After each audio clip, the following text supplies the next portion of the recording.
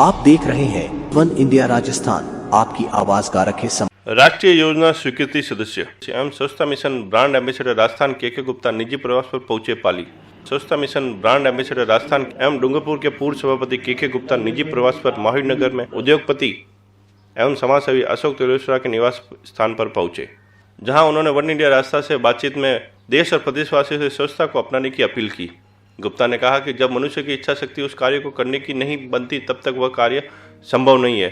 अगर 111 करोड़ भारतवासी और प्रशासनिक अधिकारी मन में ठान ले कि उनको अपना घर एवं शहर साफ और सुंदर रखना है तो हमारा देश कुछ ही महीनों में साफ सुथरा दिखने लगेगा।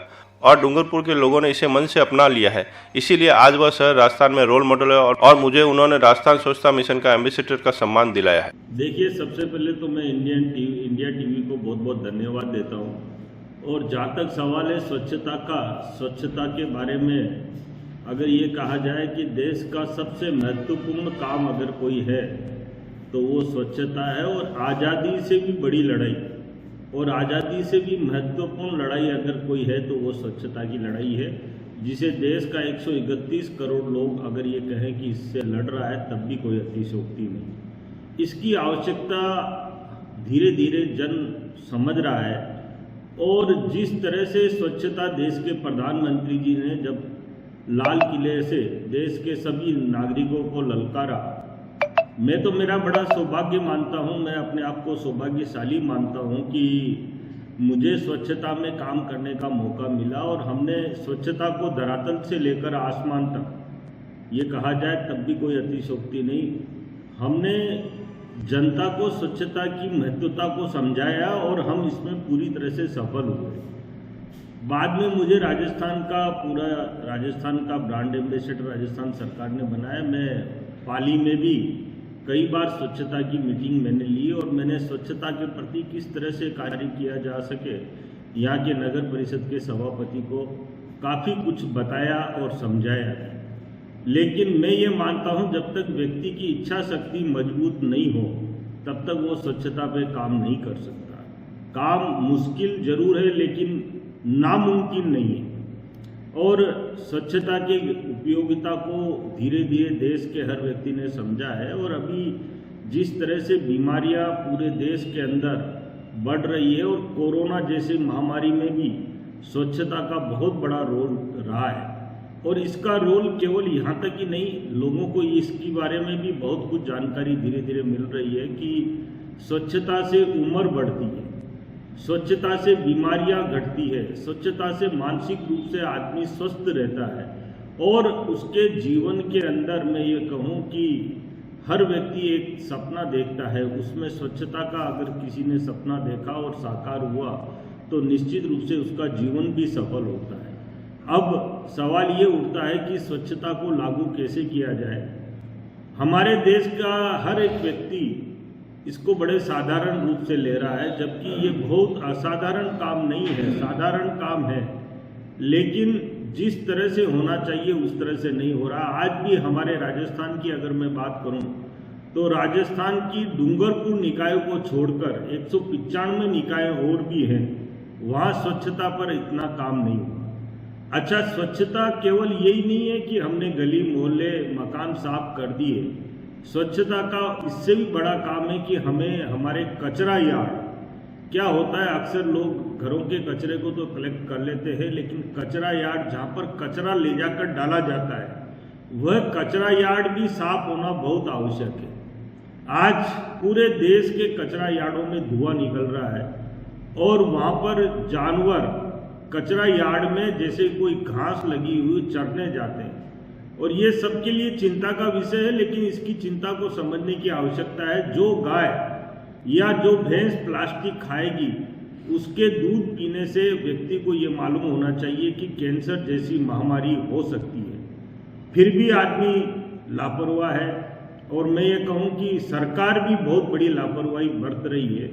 धीरे धीरे इस पर काम जरूर हो रहा है, लेकिन जिस गति से होना चाहिए वो गति आज भी नहीं पकड़ पा रहा है।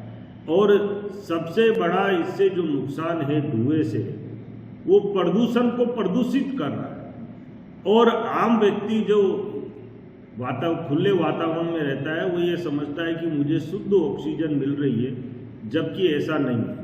ये जो ऑक्सीजन हमें मिल रही है वो प्रदूषित ऑक्सीजन मिल रही है। जब आसमान में धुआं जाएगा और वातावरण में उस धुआं जब वो फैलेगा तो वो प्रदूषित धुआं होगा।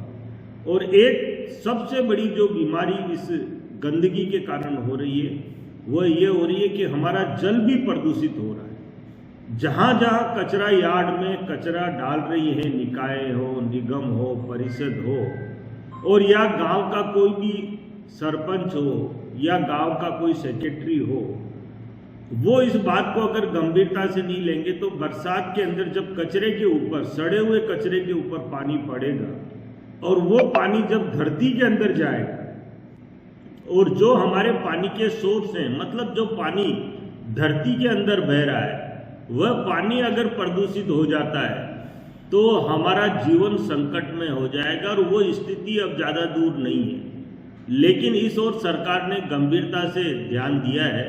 और मैं ये मानता हूँ कि आने वाले समय में सारे कचरा यार्ड साफ होंगे और लोगों को स्वच्छ वातावरण मिलेगा, स्वच्छता मिलेगी, जिससे लोग तरक्की करेंगे, हमारा देश तरक्की करेगा। और जो देश विश्व गुरु बनने जा रहा है वो निश्चित रूप से स्वच्छ देश बनेगा, तभी विश्व गुरु बनेगा।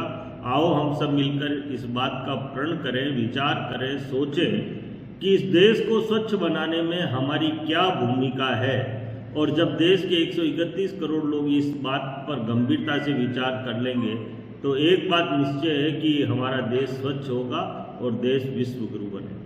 आज स्वच्छता एम्बेसडर हैं, गुजरात में भी आपके गांव के प्रोजेक्ट चले, क्या है सर गांव में गुजरात का? देखिए, अभी मैं पूरे भारत सरकार का स्वच्छ ग्रामीण जो है उसका मुझे सदस्य, NACC का सदस्य बना रखा है। और मैंने गुजरात ही नहीं, MP, मैं जहाँ भी जाता हूँ, छत्तीसगढ़ कहीं भी गया और वहाँ जाकर मैं सार्वजनिक टॉयलेट है, शमशान घाट है और ज़्यादातर कचरों के यार्ड में जाता हूँ तो देखता हूँ तो स्थिति ज़्यादा अच्छी नहीं है।